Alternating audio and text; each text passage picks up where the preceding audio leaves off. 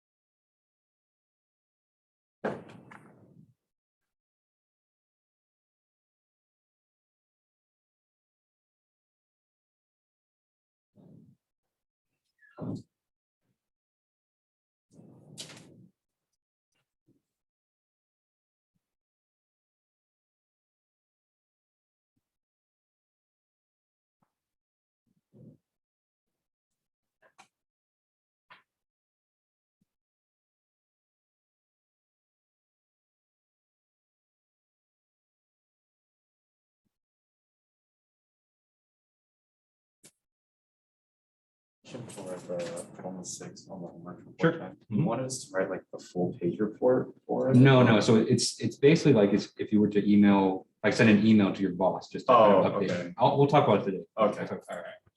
So it should basically just have like a paragraph or two and an image. That's Okay. Yeah. All right. Mhm. It's basically what you already said from previous projects.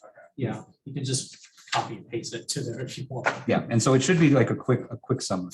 Is it like stating the material stress? That's why. It's basically, and so the situation comes up a lot where like you're working as a finite element engineer and you need to summarize your work for like your superior or something like that.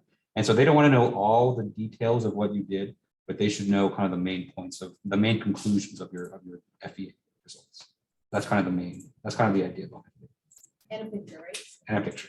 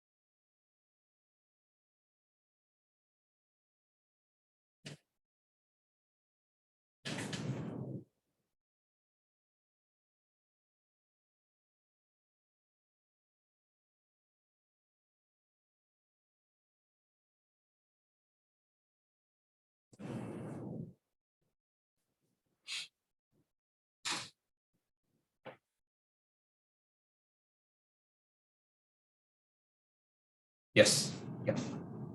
Yeah, so it's the same material, you can assume the same yield strength.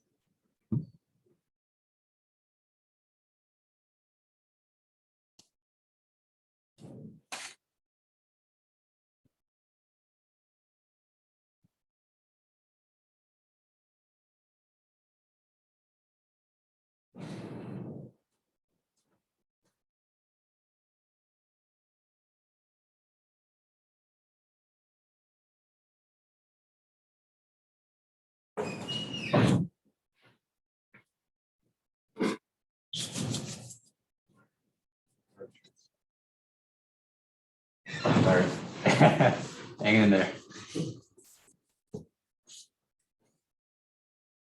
Anything special happened this week? I've just been working a lot because I'm taking basically tomorrow and the whole weekend off, so trying to get all my work done. How's that, guys? Sure. It's not like.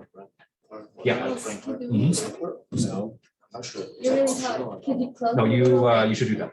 You should. Yes. Because mid, Okay, just like wanna make at sure. Yeah, Because I'm five, kind of. older, some people say optional, so maybe you it's could not read like- it, not as. It was in the previous last year, but then I'm making it, that's I'm fine. making that. Oh, it ends right Thank there, Yeah, it is a break right there, so it's not perfect. like mid lecture or you. You know, you have to wait a couple more weeks and then pretty soon the sun will be behind the tree. I just thought it happened.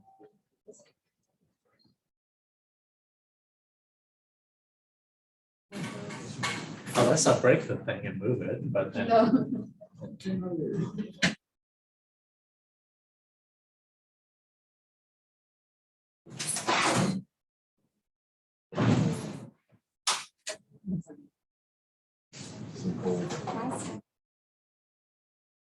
I have noticed that it's getting darker later now.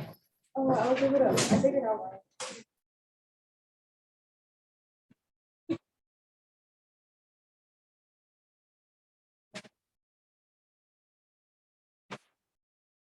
No.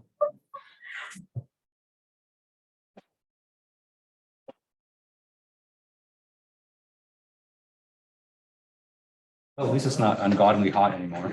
Oh, it's going to be godly hot again this weekend, so. Yeah, and the beach is supposed to be 90 degrees. No, it's better than 100.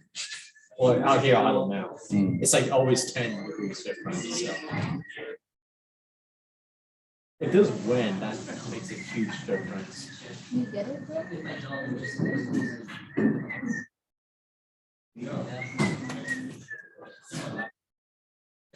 Let's go, baby. Okay, so. Oh, he's talking about my lightning video. Oh. I change it every day. Keeps it fresh. I know Dr. Weiss used to change her Zoom background like every day too. She stopped doing that. Yeah. Now she had a game where it's like, she put a background from like famous movie, and she would ask like who the movie was from. I have very poor like movie culture, so I had no idea about it. She asked me to disable my videos all the time. It has to do with the recording. And that's why. Oh, I see, I see. I had a fish tank once, but I just discontinued that because it was too distracting.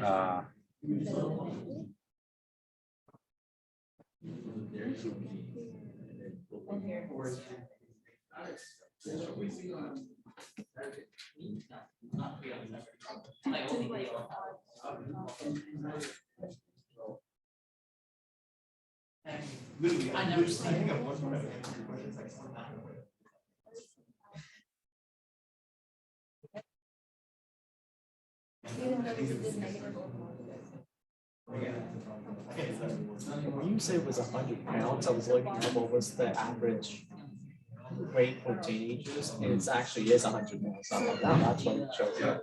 So, I didn't look into it that carefully. I just picked it because it was a nice round number. so that's when you say talking about the body, I'm like, okay, this is meant for teenagers. But if you're doing it for young adults, you might have to increase the weight or and find a better material. Right, right. All right, it's 5:30, so let's go and get started. All right, good afternoon, everyone. How's everyone doing today? Good. Tired? Yeah, it's I know. Every semester is tough. Okay, so the first announcement I want to make is that I will be going out of town tomorrow morning, and so my one of my really good friends from high school is getting married, and I expect I will be shit-faced drunk the entire weekend. And so if you email me tomorrow or Saturday or Sunday, I'm probably not gonna get back to you until Monday because I'll probably be trying to either be really drunk or just struggling to get over a massive hangover. So full disclosure. And so because of that, I know the original due date for the activity was tomorrow, but usually I get a lot of questions on the activity the day it's due. But since I'm not going to be available, I'm going to push back the due date until Monday at 11:59 p.m. And so you guys will have until Monday. And so you have the office hours Monday, as well as the entire day Monday to kind of send me questions on that. Okay. And so I'm going to go back. I just thought of that right now. So I'm going to go back to my office and change it. So you guys will have until Monday to do that. Okay. I've got a couple questions on the activity itself, and so I'm going to answer some of the more common ones. And so the second to last problem, I'm asking you guys to summarize your results.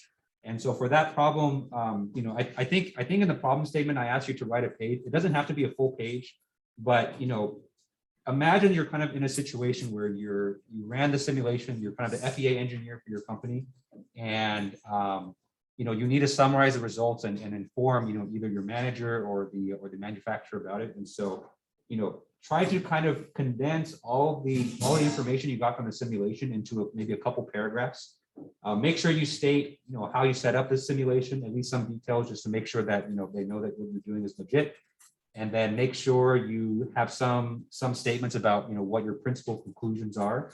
Most notably, what's the maximum load it can take before failing.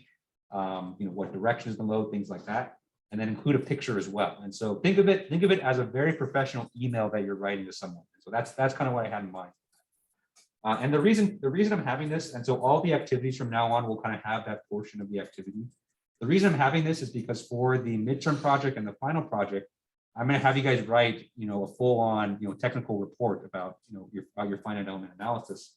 And so I want you guys to get in the habit of not only performing the FEA, but also communicating your results to other people who may not have 100% knowledge of what FEA is. And so this is kind of the first step into that. And so the way that you communicate a lot nowadays, especially, is through email. And so that's kind of for the activities, and that's just kind of a warm up for what you're going to do for the projects. Okay. And then the other thing I want to answer is that the very last problem on the homework assignment, which is the bike frame, and so that's the additional CAD file. I might have accidentally mentioned last time that it was optional, but that one's not optional. So you do have to do that one. That's going to be part of your as part of the activity, and I think that's also partially why I wanted to extend the deadline a bit, because I think some people may have thought that part was optional. But that's just to give you guys some more practice. And so it's that CAD file for the bike frame is relatively clean, and so it's a good one to kind of practice on, to load in, apply some boundary conditions, look at the results, and it's just another way to kind of do that. Okay. And so last year I did have an optional, but then what I found was that the people that did it had a lot easier time with the projects and everything else. And so I kind of want everyone to do it this year, just so they get that additional practice with doing the analysis. Okay. Okay, so let me go ahead and write that down.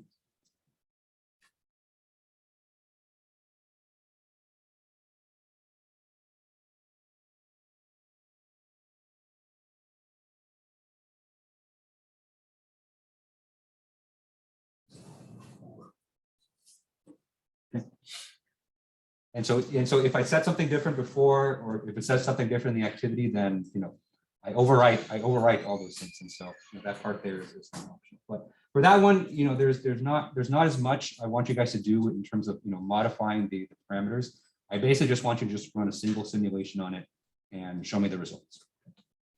All right, and so so that's all my announcements. So the plan for today, I have a little bit more to talk about meshing. And then we're going to move on to boundary conditions, which is the next kind of really important part to FEA simulations. And what I'm hoping for is that we can finish the boundary condition notes before we do our next activity next Thursday. Okay. And so that's all my announcements. So are there any questions I can answer before we get started for today? Okay, all right, so let's go ahead and get started. All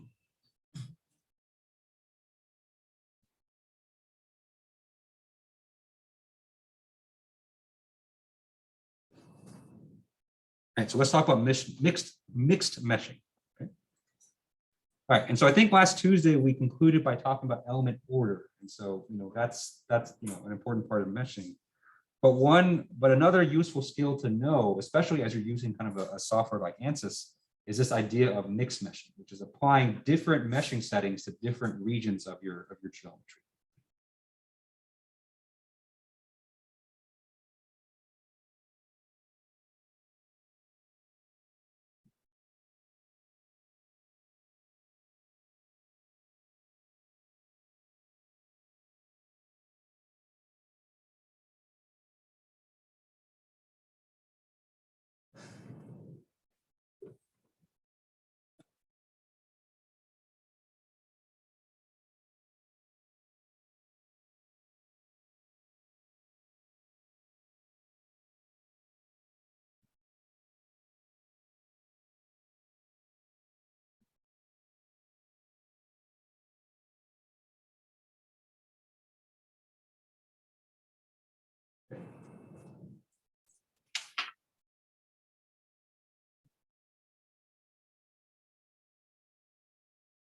It used to be, if you're using a software that's not as developed as ANSYS, it used to be a kind of a big pain to apply mixed meshing because it wasn't as easy to kind of select different regions of the model, maybe apply a different mesh sizing there or apply different mesh shape and have the mesh kind of magically just kind of work out from there. So this is definitely one of the very nice features of ANSYS that, that allows you to do a lot of really nice things. Okay. And so the way that we do this in ANSYS, the way that we do this, and some of you may have done this already in some of the activities, is that we kind of use a combination of creating different meshing objects, and so different sizing objects, different meshing objects, and then applying them selectively to different parts of the model.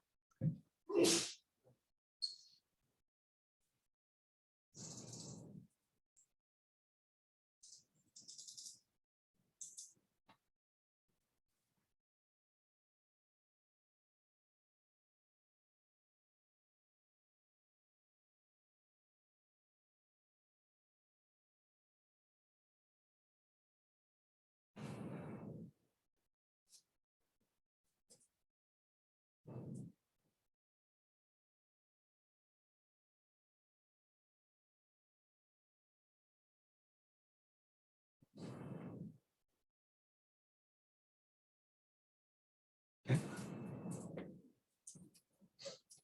All right, and there's a lot of different reasons why you might want to do this. Okay, and so I think the most common case is that there may be a region in the model where you may want a much more refined mesh.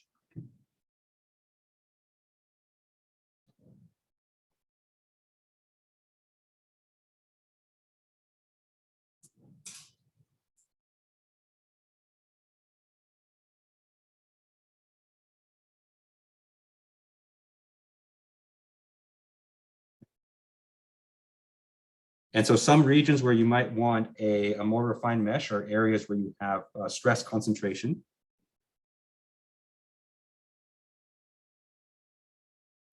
So typically whenever you see an area of your model where you have a high amount of stress or the stress is changing very rapidly, you are usually going to want to have a good amount of elements in those areas.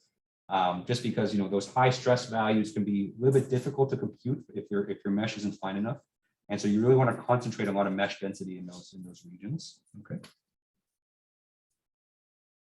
Okay. Another reason why you might want to have a more refined mesh is if you have a very complicated geometry at certain parts of your model.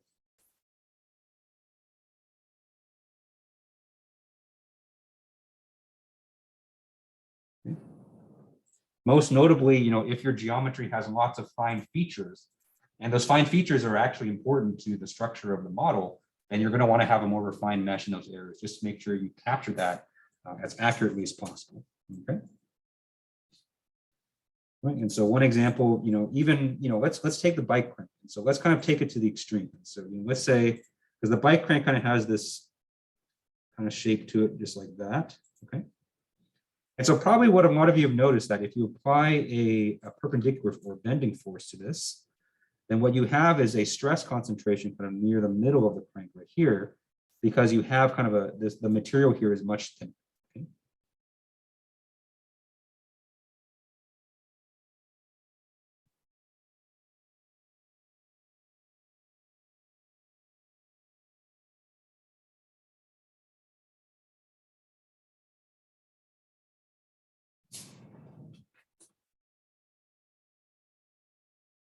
Okay. And so that would be a good example. And so you don't have to do this for this activity. And so I think the activity, the geometry is kind of simple enough where, you can get away with the coarse mesh.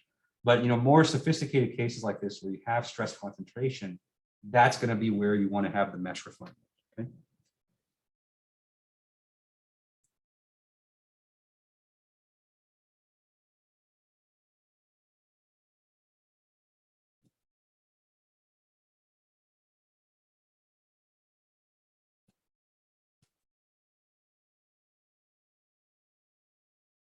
So that's one example, and I think probably the most common case for for mixed meshing is so you can play with kind of different mesh sizes at different areas of your model.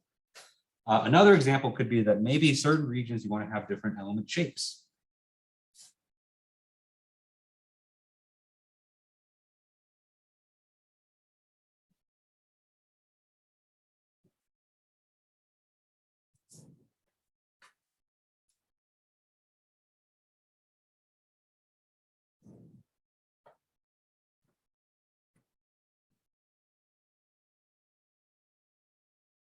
Okay. Because remember the difference between the two shapes. And so for triangular shapes, these are good because they can mesh any geometry. Okay. And so if you have a particularly complicated geometry in a certain region, then you might want to use triangular elements there.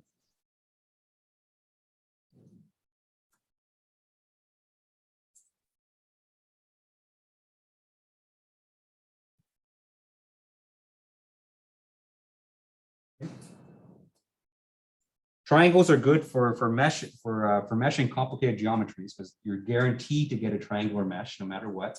Okay, but they're also not that efficient at filling the space. And so if you have other regions of your model which you think you can get like a rectangular mesh, then you can assign rectangular elements to those spaces.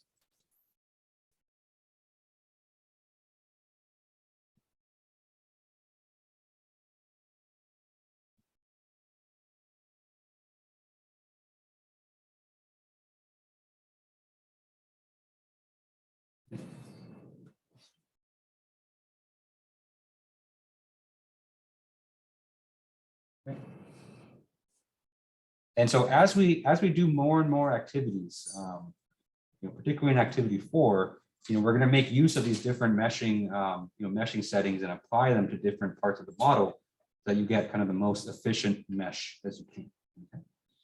And so, that about covers, I would say the basics of the basics of meshing. So, I think it's enough to kind of get you started, enough to get you to start playing around with the settings, but know that, getting a good mesh on a geometry sometimes it's kind of more of an art than it is a science. And so it's something that, you kind of have to see a lot of different cases and kind of play around with a lot of things before you can really get good at it. But, once you start to do kind of a lot of FEA, you kind of really start to appreciate, kind of a really nice looking mesh that some people can make. Yeah. All right. Any questions on this? All right, and so that's mixed meshing. And so let's go ahead and move on. Now that we're done talking about meshing, let's talk about boundary conditions.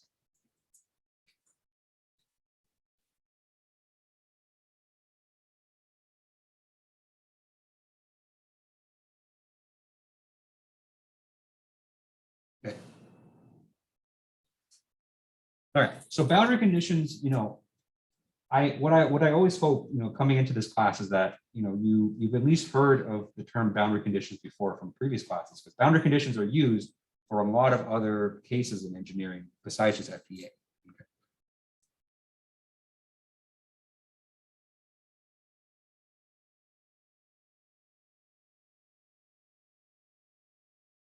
I would say it's used a lot, but it's actually very rarely defined. So I know that when I teach classes, like when I teach, heat transfer, when I teach fluid mechanics, I don't really take a step out to say, define what boundary conditions actually are. I just kind of start using them. And so, I think this is a good time as any to define what they are. And so what boundary conditions are is they define basically what the conditions of the solution variables are for your, for your equation at the boundaries of your domain. Okay.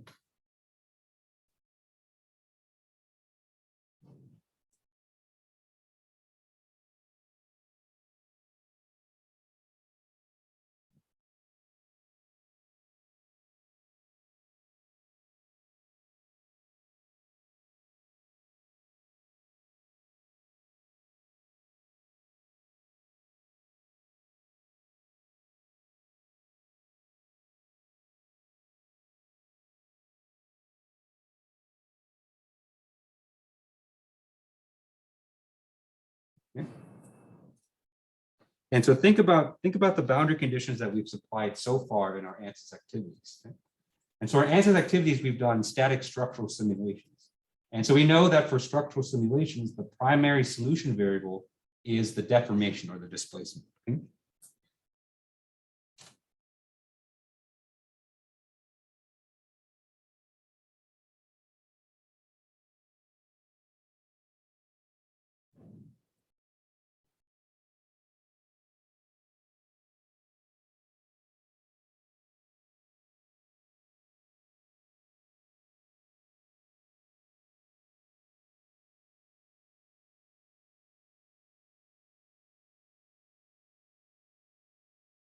And so the boundary conditions that you're going to be applying on your structural simulation are either going to directly specify what the deformation should be, or it's all the external effects that can directly affect the value of the deformation.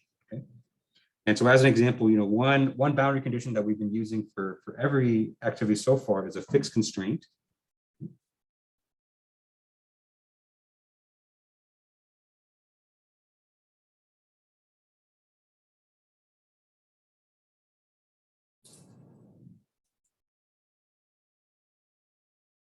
Okay. And so the fixed constraint is a special type of boundary condition that sets the value of the solution variable itself.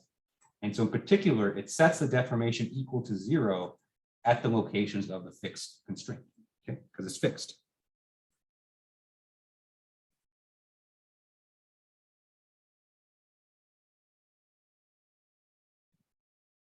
We've also seen some boundary conditions in the form of loads, right? And so we've had force loads, we've had pressure loads. And so these also affect the value of the deformation, in that they cause deformation. Okay?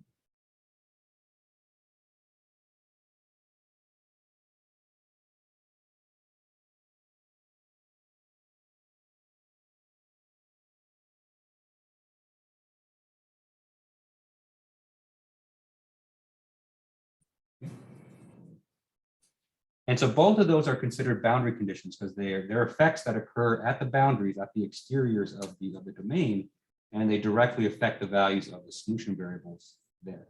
Okay. And so that's kind of the two keys. And so one of the first key for boundary conditions is that one, it happens at the boundaries, it happens at the exteriors of your domain. Okay. And number two, it has some impact on the solution variables, either directly by directly setting its value or somewhat indirectly by causing a reaction. And we'll go over kind of the differences between the different types of boundary conditions throughout the lecture today.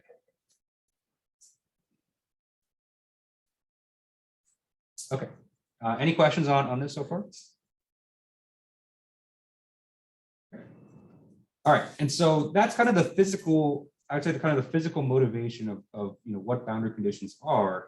But in reality, they're kind of a mathematical idea or entity. And so whenever you have any kind of differential equation, whether it be an ODE you can solve by hand or a PDE that you solve on a computer, you need boundary conditions to kind of complete the solution.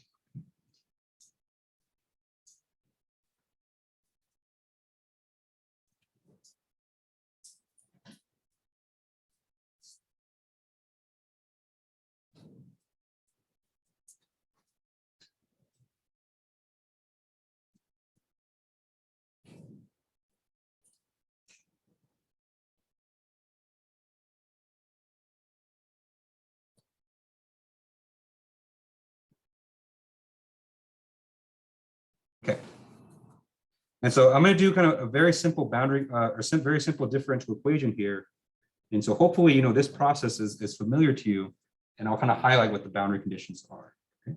All right. And so let's say we have this very simple differential equations. We have d squared u dx squared is equal to 3x squared. Okay.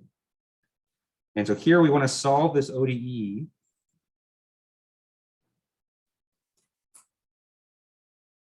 for u of x. Okay. And so we have a second order differential equation because we are our derivative here is second order. And I chose this one because it's you know it's a lot faster to solve than some of the other ones. Okay. Because what we can do in this case, because we have the derivative kind of by itself, what we can do is we can solve this by integration.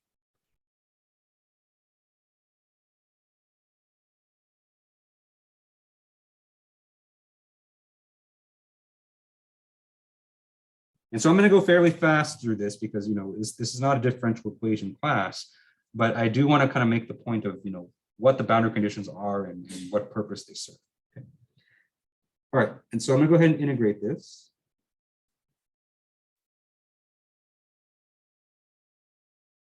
And so you integrate the left-hand side, you get du dx. You integrate the right-hand side, you get x cubed. Okay. But you know, because we did an indefinite integral here, you know, our integration doesn't have any bounds, we have to add an arbitrary constant.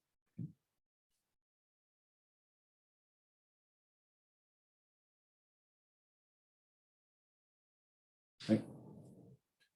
And so whenever you perform an indefinite integral on a function, you have to add that arbitrary constant because that integration is only, you know, only explicit up to that constant. All right, so let's go ahead and integrate this one more time.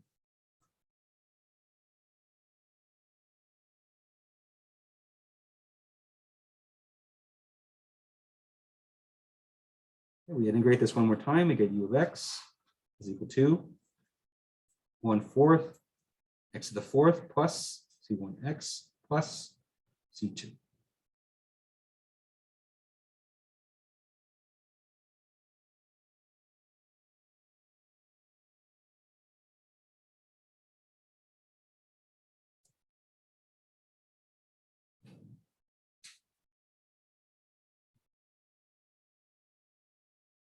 And so at this point, you know, what we say is that we've obtained what's called the general solution to this differential equation.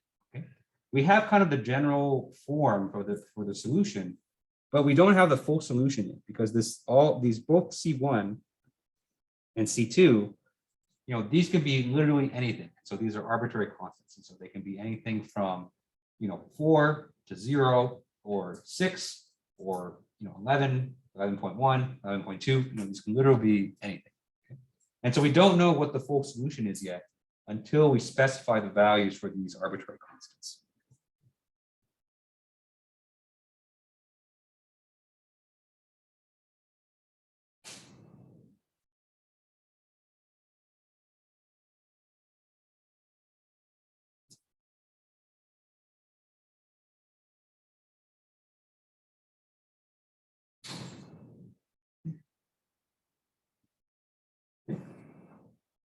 And of course, how do we do that?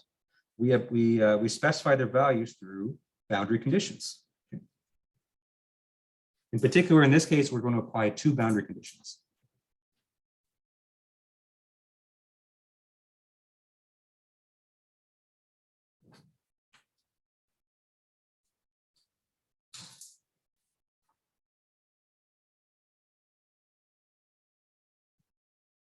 And so let's use these 2. And so let's say that our first boundary condition will be u of 0 equal to 18. And the second boundary condition will be a derivative condition. As what we'll say is that du dx, when x is equal to 10, this is equal to -5.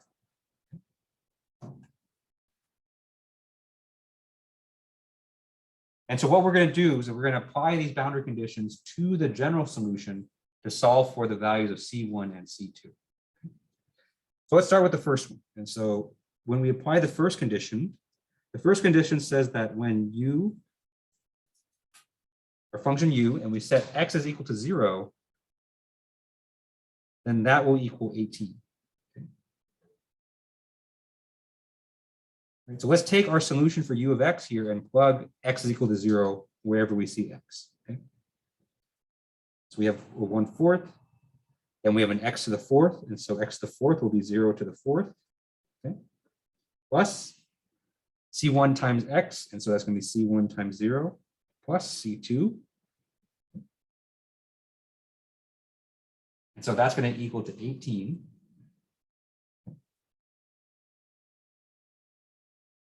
And so of course, anything multiplied by 0 is just going to be 0. And so those two are going to cross out. And so what we get from this is C2 is equal to 18.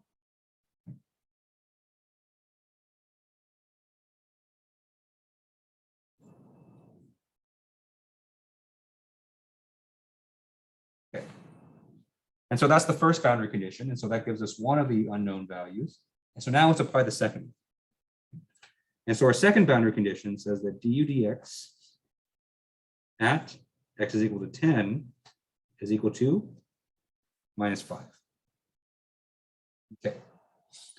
And so let's take our general solution here and let's take its derivative. Okay. So du dx is equal to, we take the derivative of our solution here, we get x cubed plus c1. And so now let's apply x is equal to 10 to this solution here. Okay, so we have du dx, we're going to plug in x is equal to 10. And so what that gives us is 10 cubed plus c1. Okay. And according to our boundary condition, this is going to be equal to -5.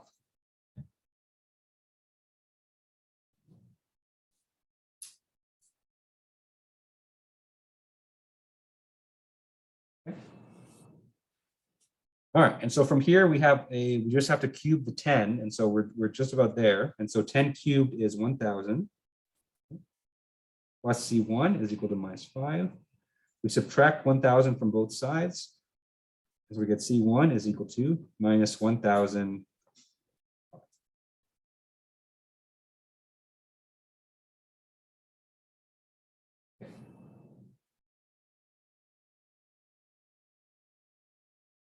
So now we can put it all together. We have the value of C1 and C2.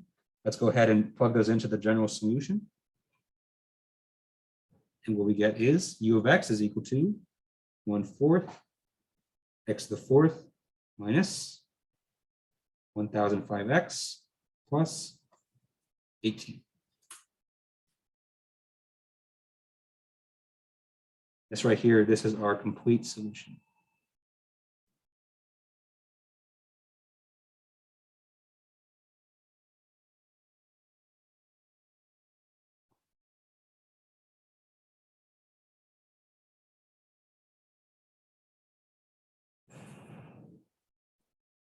Any questions on how we obtained this this result here? Okay.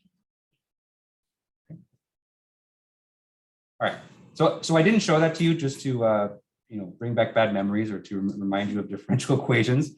I kind of showed this to you just to make the point that we weren't done with our solution here until we applied our boundary conditions, right? And so it wasn't until we applied our boundary conditions that we got a complete solution. FEA is exactly the same way. And so remember, finite elements is just a really fancy, complicated way to solve differential equations, right? And so even though we view it as something like we're doing a structural simulation, we're doing heat transfer, underneath all that is a differential equation that we're solving. And so FEA is the same. And so an FEA simulation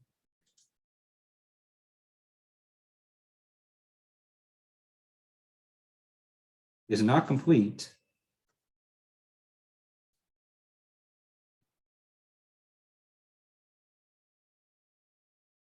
without the boundary conditions.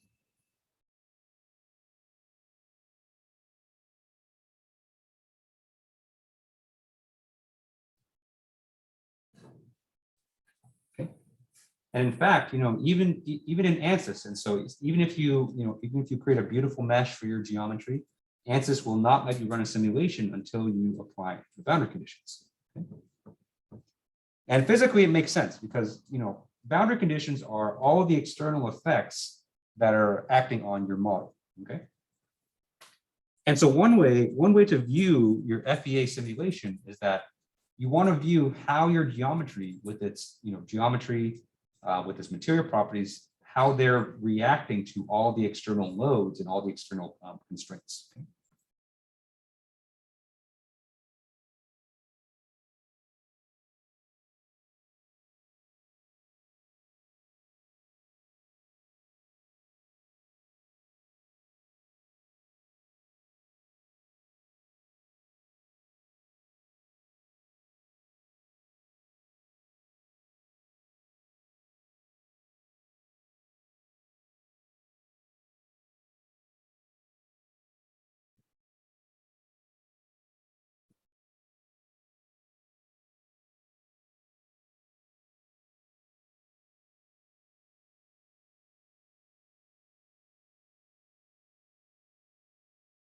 Okay.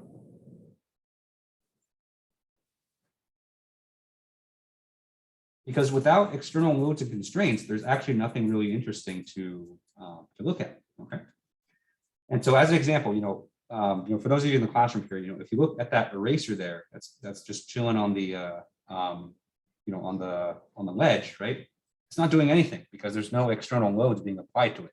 And so that would be kind of a situation where you load in a geometry, a CAD file into ANSYS, and you don't apply any boundary conditions. And so ANSYS would be like, nothing's going to happen, when you're not applying any external loads. But if I walk over there and I just karate chop that eraser, for no good reason, just like F that eraser in particular, then it's going to react, and so it's going to deform. It's going to maybe fly in the air. It might fly and hit me in the face or something, right? And so it's not until you apply some external effects that a lot of structures actually do something interesting. Okay, and so that's kind of how I think of boundary conditions. So boundary conditions are just the external effects or external instigators that make your structure or your thermal system or your fluid system. It makes them respond to that external stimuli. Okay.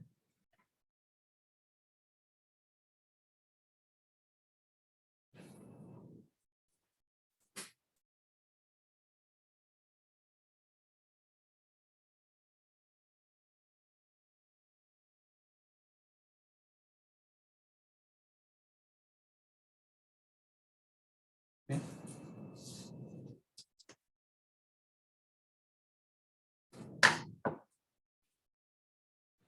And so what you're really predicting is, how your structure is going to respond to those stimuli. But you can't have any reaction if you don't have any stimuli to begin with. Okay. All right. Any questions on that? All right. And so let's get into the types of boundary conditions. And so there are two, I would say, two big classes of boundary conditions out there.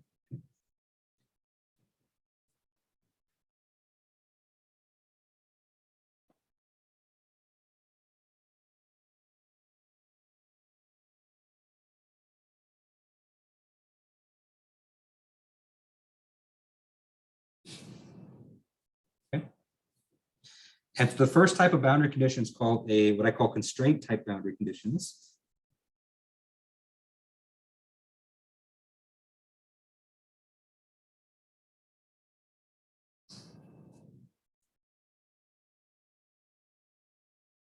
Okay. And the other type of boundary conditions are called loads. So I call them load types.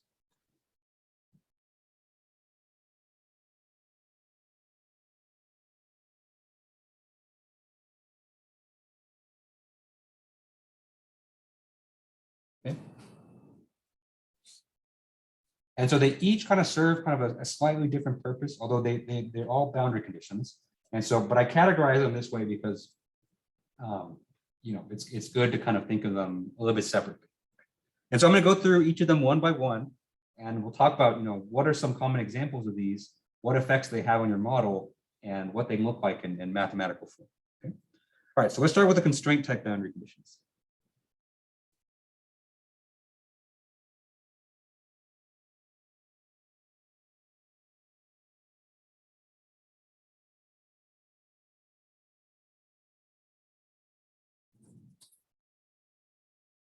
Okay.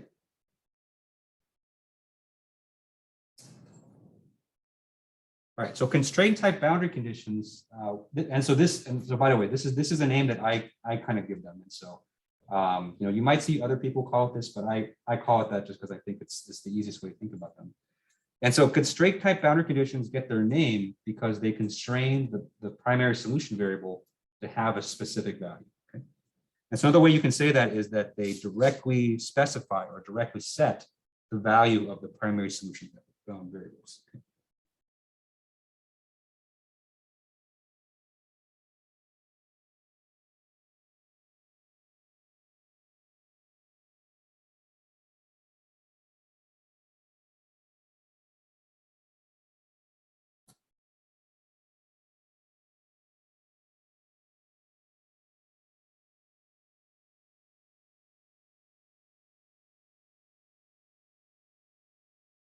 And so one example of a constraint type boundary condition, we've already mentioned it in today's lecture, is the fixed constraint.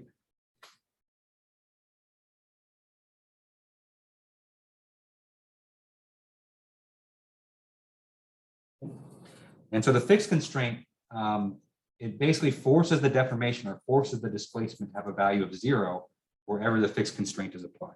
Okay.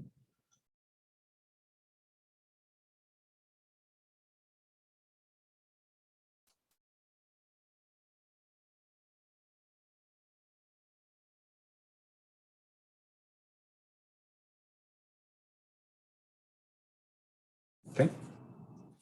And so that basically the textbook definition of a constraint type boundary condition. Because whenever you have a structural simulation, the primary solution variable, it's going to be the deformation.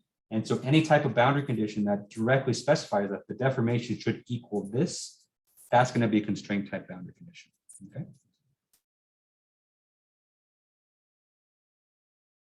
And so mathematically, what does this look like? And so, if we kind of refer back to the mathematical example that we began with, one of those boundary conditions was a constraint type boundary condition.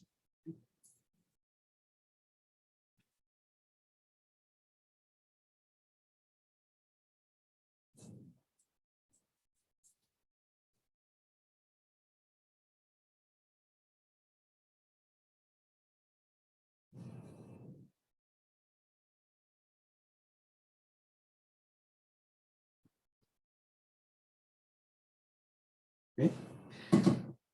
And the boundary condition that was the constraint type in that problem was when we said u of 0 is equal to 18.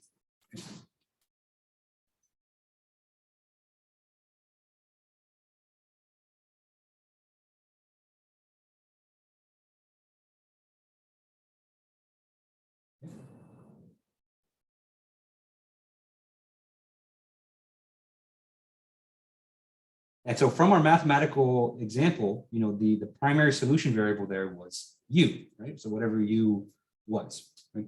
And so in this example here, we're directly saying that when x is equal to 0, the value of u has to equal to 18.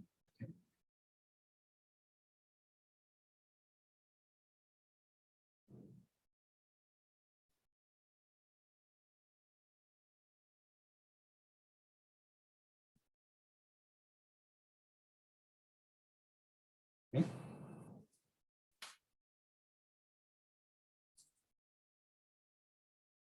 And so x is equal to 0. This is the location of the boundary.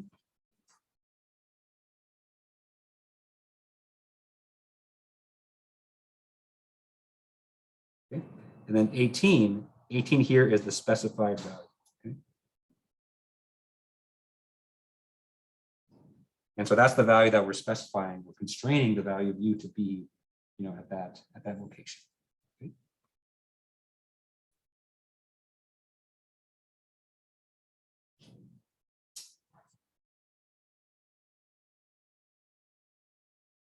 All right. Any questions on this?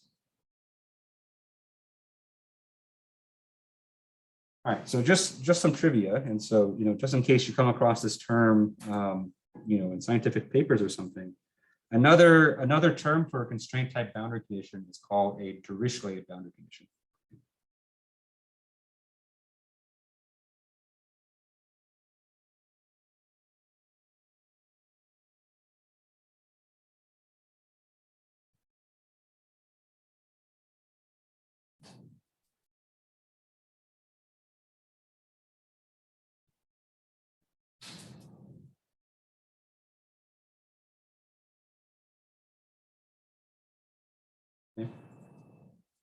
It's obviously named after the guy that discovered it, I guess, Dirichlet, like a bad guy in a Marvel movie or something.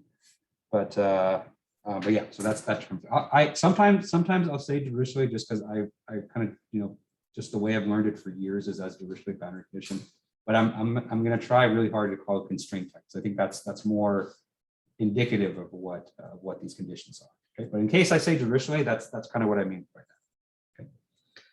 All right, so constraints are really important because, you know, whenever you run any FEA simulation or just any differential equation in general, you need at least one constraint type boundary condition in order to get a valid result.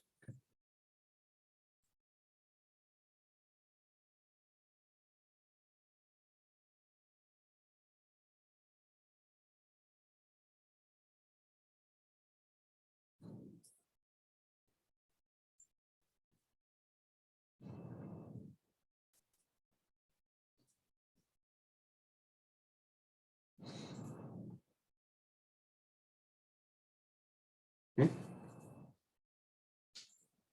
And so think of a situation, you know, think of a structural simulation where you don't have a fixed constraint, right? And so I think that's kind of more, that's more easy to visualize than kind of that mathematical definition, okay?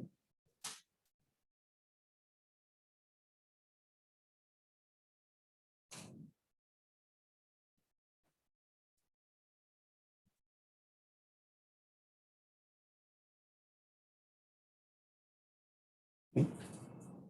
And so let's say that we have a beam, okay, where, you know, we want to load the beam in the horizontal direction. So we're going to apply a horizontal force, but we're not going to fix the beam. And so, you know, we'll say the beam is on rollers on both the X and both the left and the right sides. Okay? And so if we apply a horizontal force to a structure that has no horizontal constraints, you know, what do you expect is going to happen, right? So we're going to expect the beam, you know, instead of staying still, it's going to be, you know, making its way downtown, walking fast, you know, doing the whole Vanessa Carlton thing. So we zoom in.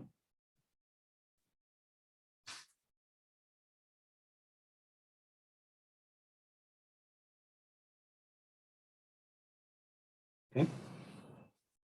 And so you need to have a fixed support. Otherwise, you know, the loads that you apply, you're going to get rigid body motion. Okay.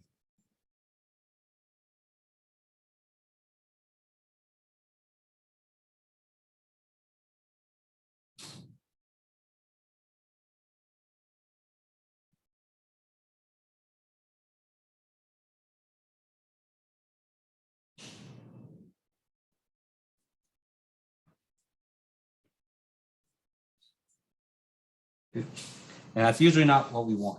And so unless you're trying to do a dynamic simulation where you have movement, usually you don't want rigid body motion because that's really hard to simulate.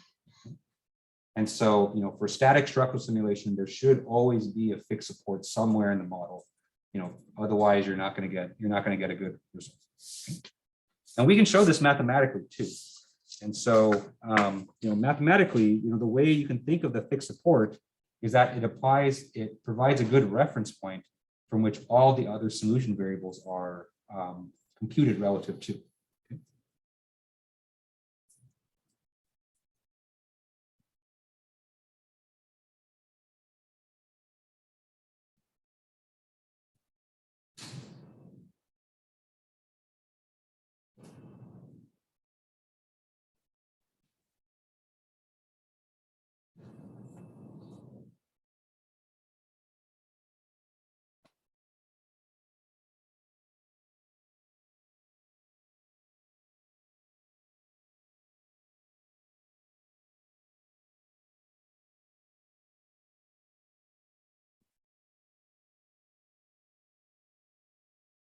Okay.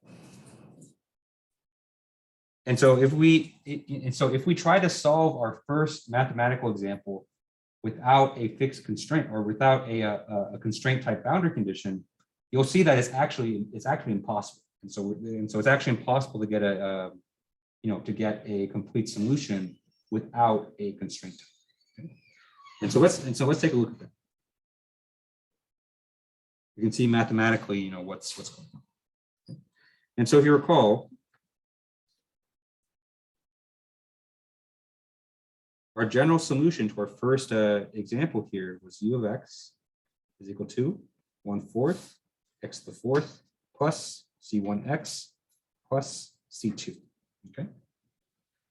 And so before, we had a boundary condition that said that u of 0 is equal to 18. Okay. So that was our constraint type boundary condition that we used to specify the value of C2. But let's pretend that we don't have that anymore.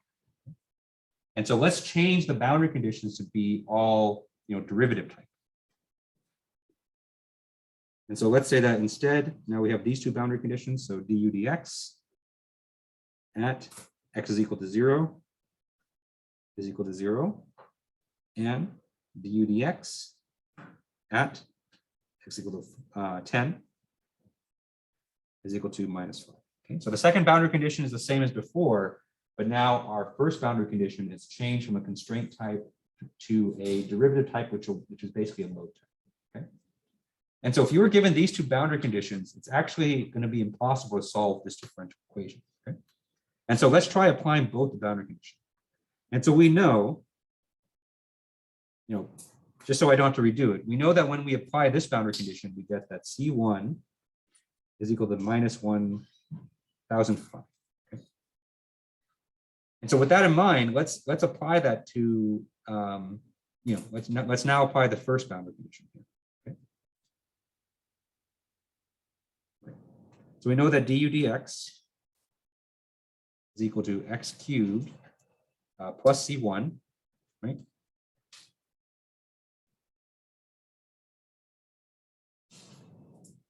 Plus C1. And so if we apply x is equal to 0 to this, and so we get du dx, we plug in x is equal to 0, what we get is 0 cubed plus C1 is equal to 0. Okay, so we have C1 is equal to 0. We have two conflicting statements. And so we have C1 is equal to 0 and C1 is equal to -1,005. And so I know that C1 is arbitrary, and so it can be an arbitrary constant, but it can't be two things at once. And so what we have here is a contradictory statement, and therefore this solution doesn't have it doesn't have a complete solution.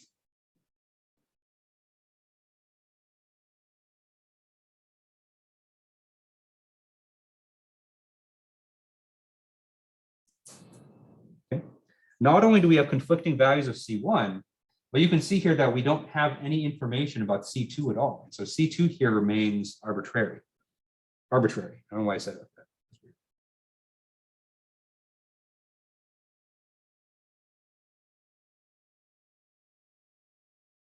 Okay.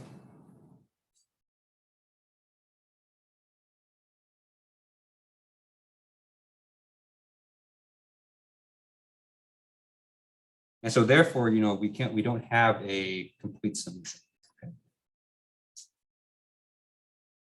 Right. And so here you kind of have a mathematical example of why you need a constraint type boundary condition to solve a differential equation.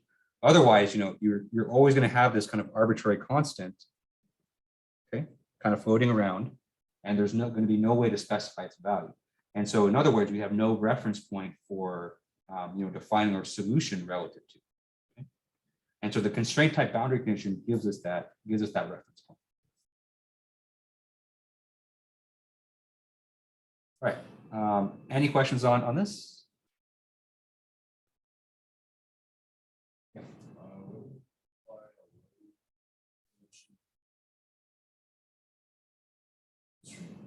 That's a good question. So we'll cover that later in the class. And so I want to cover loads first before we cover something like that. Yeah, but that is a good question. So the question was, what if you apply a load type boundary condition at the same location that you apply a constraint type? And so actually, the result of that is actually kind of boring, but I do want to talk about load type boundary conditions first before we talk about it. All right, and so before we move on to load type boundary conditions, let's just kind of quickly state what a constraint type boundary condition looks like for thermal simulations and for fluid simulations.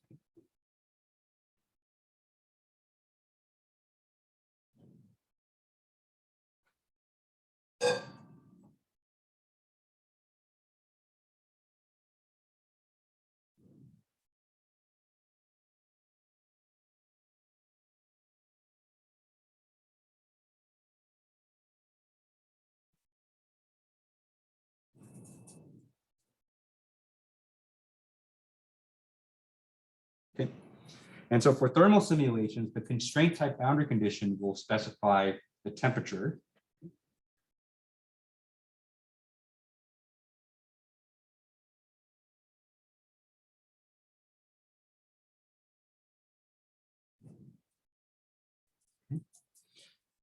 Because remember, the equation that we're solving for thermal simulations is the heat equation. And so the primary solution variable is temperature. Okay.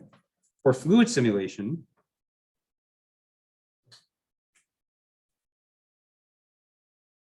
the constraint type boundary condition will specify the velocity or sometimes the flow.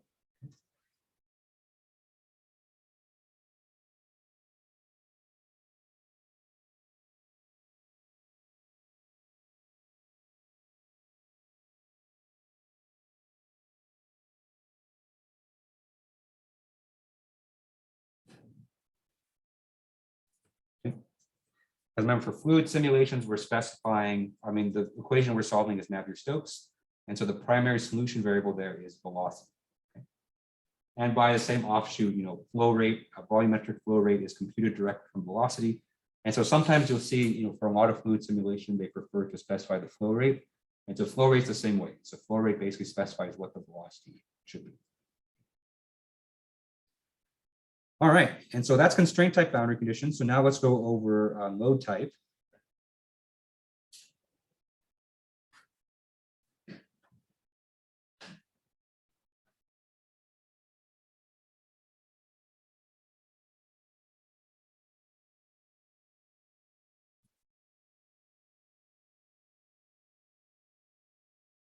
Okay. And so load type boundary conditions are kind of like, the best way to describe it is like, it's kind of like everything else that can all other external effects that can affect your solution. And so it's a very broad category because there's lots of different types of loads that you can apply on your solution.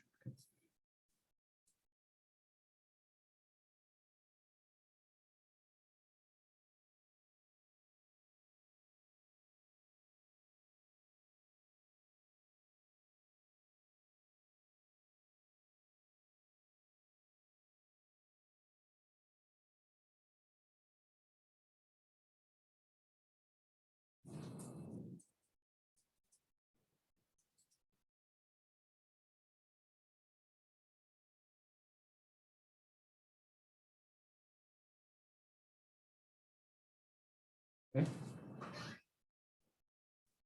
And so all kinds of effects that can affect the value of the solution variable, maybe not directly, outside of just directly specifying what the solution will be, all of those are classified as load type boundary conditions. Okay. And so mathematically, a lot of load type boundary conditions take the form of some kind of derivative.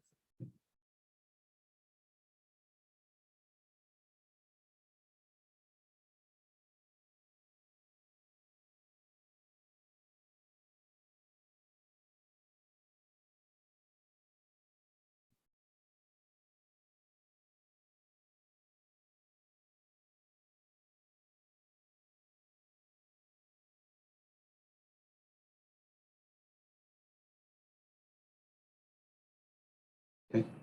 It usually involves a derivative of some kind. Because if it just involved a solution variable itself, then it would just simply be a constraint type. Okay. But the exact form of the load type kind of differs a lot, because there's lots of different loads out there. But I kind of classify them all just for the sake of simplicity as load type boundary conditions. Okay.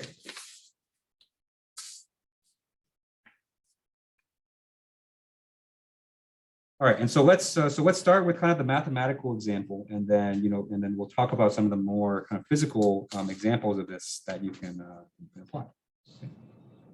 And so kind of the purest form of a load type boundary condition is just specifying the value of the derivative at a boundary. Okay.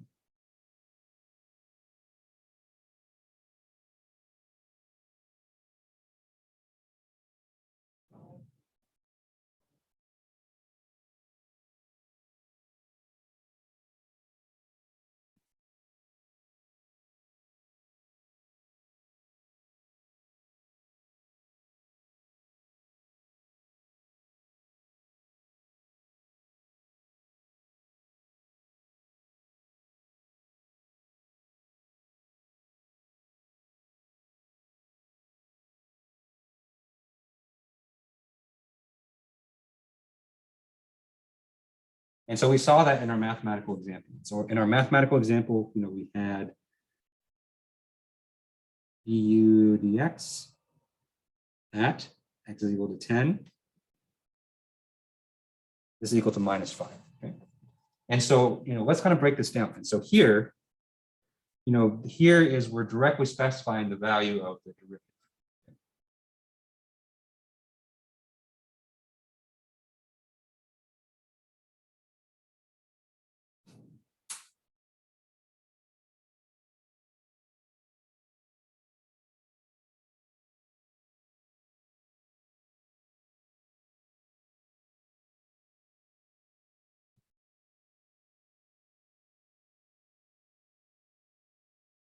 And so I call this kind of a pure type load boundary condition because it can get kind of more complicated than this. Because what's unique about load type boundary conditions that constraint types often don't have is that oftentimes you can load type boundary conditions incorporate things like geometrical features. They incorporate things like the material properties of the of the geometry into its equation form.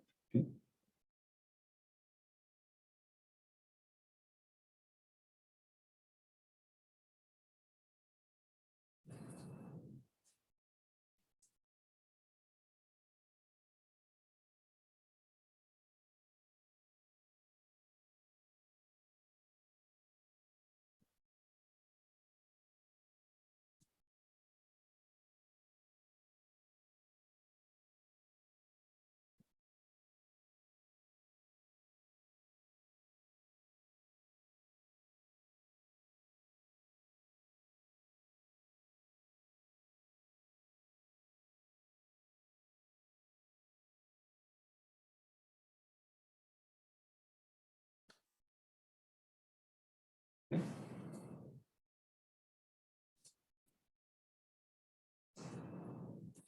And so some examples, and so some common examples that you've already worked with in the activities are things like force, things like pressure. You can apply stress, and so you can apply shearing stresses, compressive stresses, tensile stresses.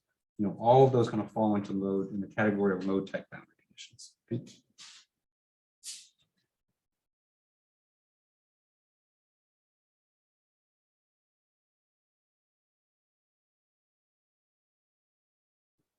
And so I mentioned here that it'll factor things like geometry and material properties. You as a user, of ANSYS, you don't have to worry about it. But underneath the hood, what's happening is that if you say, I want a force of, say 100 pounds on the surface, then ANSYS is basically translating that 100 pounds, distributing that over the surface, and it takes geometry into account, and then it factors in, the Young's modulus to see, how much deformation you're going to get at this boundary. Okay? So a lot of that's happening under the hood, but you as a user, don't really have to kind of worry about it. So you just have to worry about, where you're applying the force, the load, what direction it's going, and what the magnitude is. Okay. Okay. And so some trivia. Again, not important for this class, but I might slip up and use this term, or you might read it somewhere in a scientific paper. Another name for a load type boundary condition, or I'd say its most common name, is a Neumann boundary condition. Okay.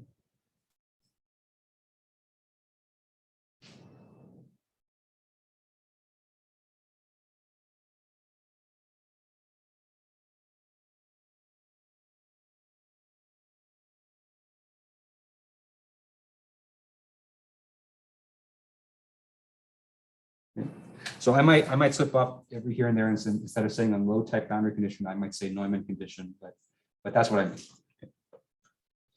Okay, and so unlike the constraint type boundary conditions, you don't actually need a load type boundary condition to get a complete solution. Okay? So you can actually do a fully complete, fully valid finite element simulation, put no loads on there at all.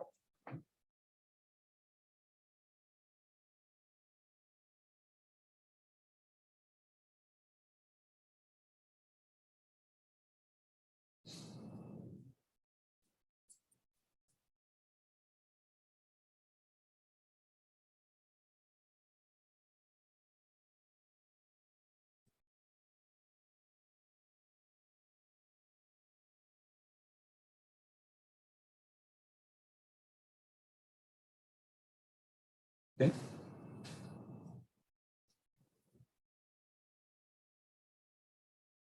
And so as an example, going back to our mathematical example again, okay, if we had a condition, our first boundary condition was u of 0 is equal to 18. If we had a second condition, say u of 10 is equal to, I don't know, 54, okay, you would still be able to find a solution because these two conditions combined will allow you to solve for the arbitrary constants, okay? And it's the same way for structures too. So let's look at our beam again. Okay.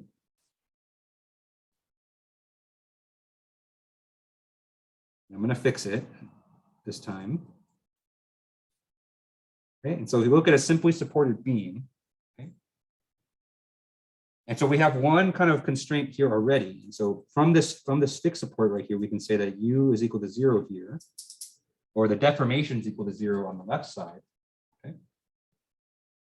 And then on the right side, you have options. And so one way that you can complete this is you can say that we're going to apply a force here. Then based on that force is going to cause the right side of the beam to deform to the right. And so we can solve the equation that way. And so that's perfectly valid with a load type constraint. Okay.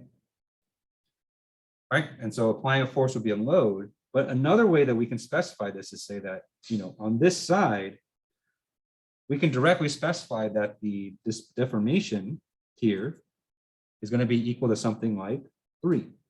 Okay. And so what that says is that, the right side of the beam is going to be displaced to the right by 3. Okay. How that happens,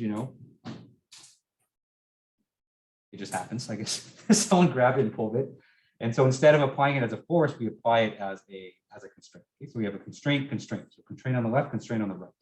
And so that's a perfectly valid way to do this simulation as well. Okay.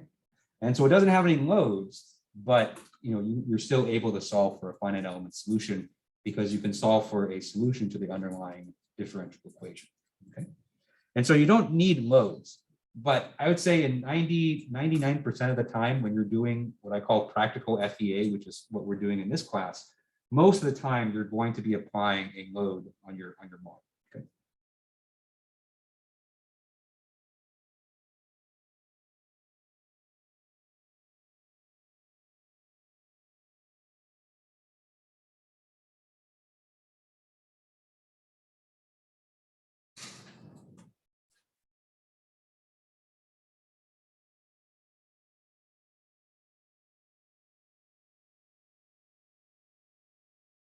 Yep. Because I think that's just kind of naturally how we think of structures. So we think of structures being constrained, but then also being subjected to loads like external forces or external pressures, right? And so we apply those external loads, external pressures as a load type boundary condition. Okay. Okay. All right. And so now let's talk about some of the different options you have for a load type boundary condition. And so there's some overlap, right? And so some people ask me on the first activity, why are we applying this load as a pressure? Wouldn't it make more sense to apply as a force? And then same thing for the second activity. And so in the second activity we use a force load. And so some people ask me, why can't we use a pressure here? And the answer to that is you can't. You can't apply the exact same load as either a force or a pressure.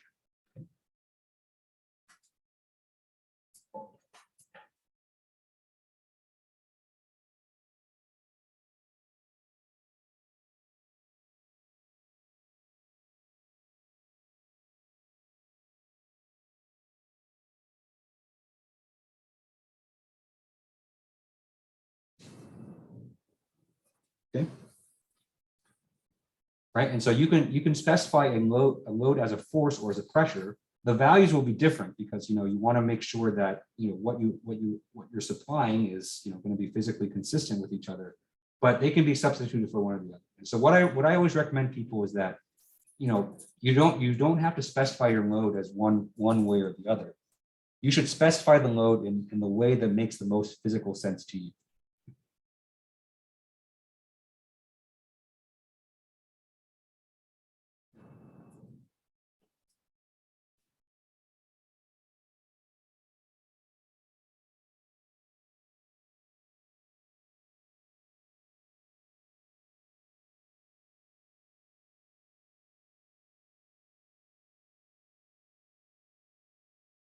Okay. And so if you understand the load that your physical object is being subjected to as a force, then apply it as a force. If you understand it as a pressure, then apply it as a pressure. So, you know, it's just whatever kind of makes the most sense. Okay? The most important thing is that the boundary condition that you apply is physically consistent with the real life situation you're trying to emulate. Okay?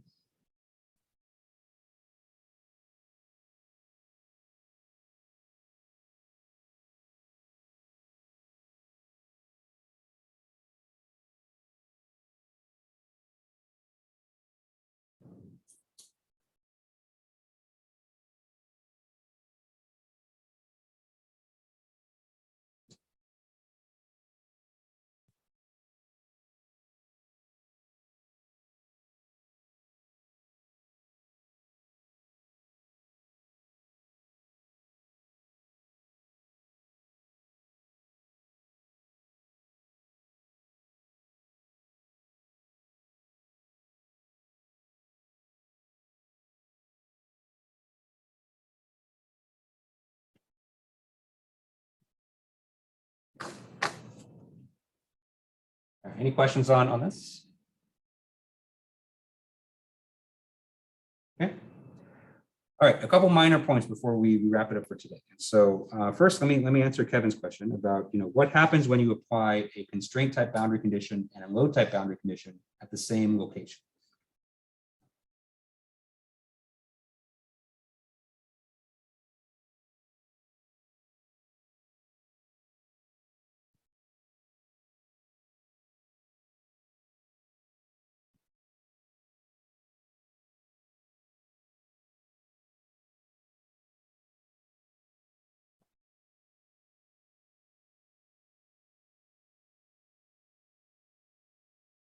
Because it is possible. And so if maybe you've tried this out in ANSYS already, but you can actually apply multiple boundary conditions on the same surface or same location. Okay. We actually are going to do this in activity 3. So next week you'll see how this is. But and that's mostly designed for if you have multiple loads acting at the same point. Okay? But if you try to apply a constraint type boundary condition and a load type, the constraint type boundary condition is going to win. And so the load type boundary condition is basically not going to do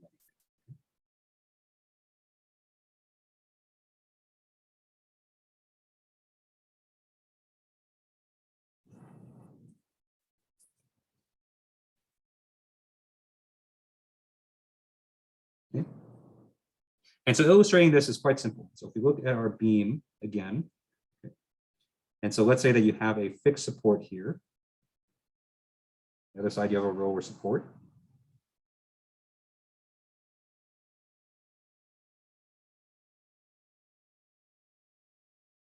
And so if you try to push this beam where it's being supported, right, then you're probably not going to be making much, much impact. Okay? And so it'd be like kind of the same thing if I try to take my hand and kind of push against this wall. Right? So the wall is fairly fixed. And so, with my noodle arms here, no matter how hard I push, I'm not going to be moving that wall. Okay. And so in most cases, the constraint is going to win out. Actually, in 100% of cases, the constraint is going to win out. And so, when you try to apply a constraint and a load at the same place, it'll be basically as if the load is not being applied. And so you definitely want to avoid situations like this. It is possible to apply multiple loads at a single point. That will give you some interesting behavior. But if you do a constraint and a load at the same time, then you're not really going to see anything interesting. Okay. Okay. And so one more minor point before I let you guys go. And so, a question that I get asked is that, we've just finished learning about boundary conditions. And so, the question is, do you have to apply a boundary condition on every single surface or every single exterior point on your model? Okay.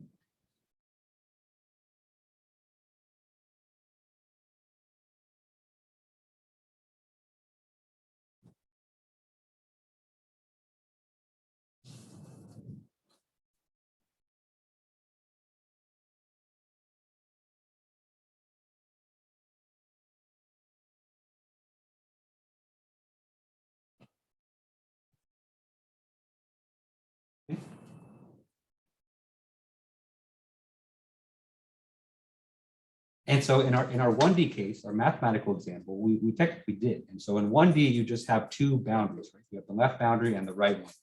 And so we applied one on a boundary condition, both of those. And so, when you're in 2D or 3D, do you have to actually apply a boundary condition to everything? Technically, the answer is yes. And so technically, there has to be a boundary condition on every surface. Otherwise, you can't complete the solution. Okay?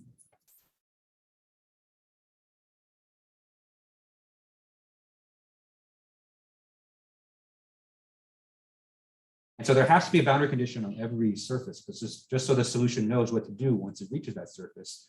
But practically speaking, you as a user don't have to physically go and select every surface and apply a boundary condition. Okay. And so the reason for this is that when you don't supply a boundary condition on a surface in ANSYS, ANSYS will apply what's called the default boundary condition on those surfaces.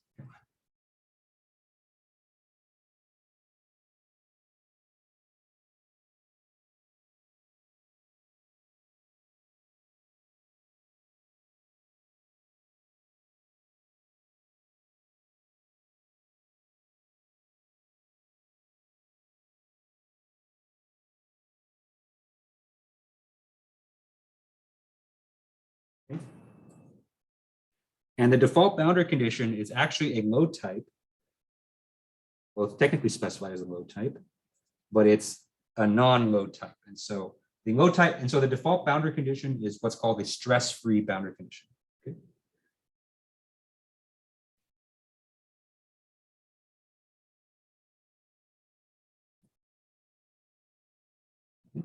Which basically specifies that the pressure or the stress at those surfaces that you don't apply anything to are going to have a stress of 0.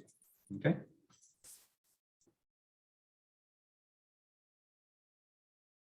Okay, and so for everything that you don't mark, ANSYS is going to apply this, and that's kind of what's physically realistic, right? And so if you think of like a normal structure right here, so this Elmo, so every surface on the outside of this that's not touching anything else is in contact with the air, and the air is not putting any appreciable force on it. So we assume that it's kind of stress-free at those places.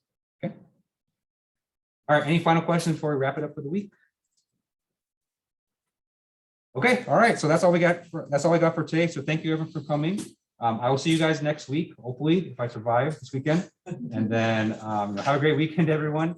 Remember, the deadline for activity 2 is being pushed to Monday because I won't be here tomorrow. And so you'll have kind of an extra 3 days to work on it. And so hopefully that gives you some extra time. Okay. So have a great weekend, everyone. Take care of yourselves, and I'll see you next week. Thank you.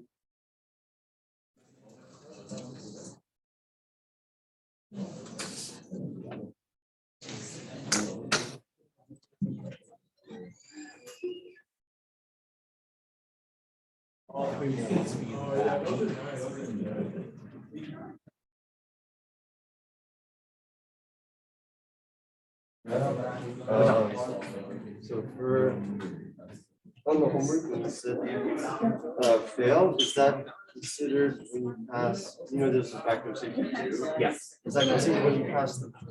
Did you mean when you pass the allowable stress or the Allowable. yield? Allowable. So when it passes 17,000. Yeah. Okay. Yep.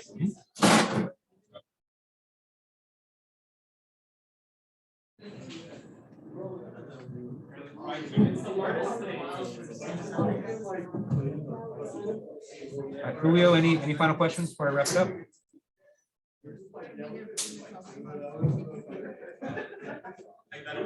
Okay, all right, so I'll see you next week.